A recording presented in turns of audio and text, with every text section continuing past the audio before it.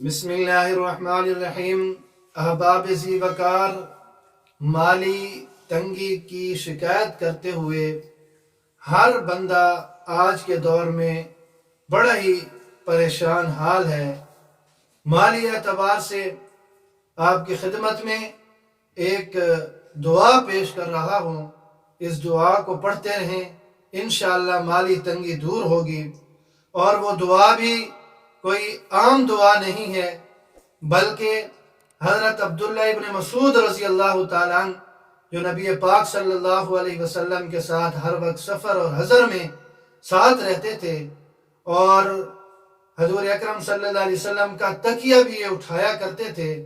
مجمع الزوائد میں ان صحابی رسول حضرت عبداللہ ابن مسعود رضی اللہ تعالیٰ عنہ سے روایت ہے، وہ فرماتے ہیں کہ رسول اللہ صلی اللہ علیہ وسلم کے پاس ایک مہمان آیا، آپ نے کھانا لانے کے لیے ایک آدمی کو اپنی ازواج مطہرات کے پاس بھیجا، لیکن ان میں سے کسی ایک کے پاس بھی کھانا نہ ملا۔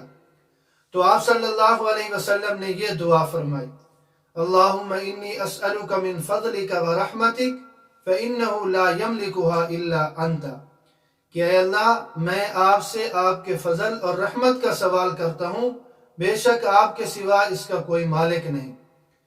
چنانچہ یہ دعا مانگنے کے بعد آپ صلی اللہ علیہ وسلم کے پاس بھنی ہوئی بکری کا تحفہ لایا گیا، تو آپ نے فرمایا کہ یہ اللہ کا فضل ہے اور ہم اس کی رحمت کا انتظار کرتے ہیں۔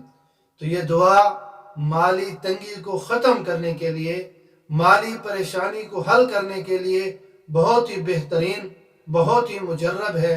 اس کا ورد رکھنا چاہیے اور ہر نماز کے بعد اس دعا کو بھی مانگنا چاہیے، اللہم انی اسألک من فضلک ورحمتک فإنہ لا یملکها الا انت۔ اللہ رب العزت مجھے اور آپ سب کو سمجھنے کی توفیق نصیب فرمائے۔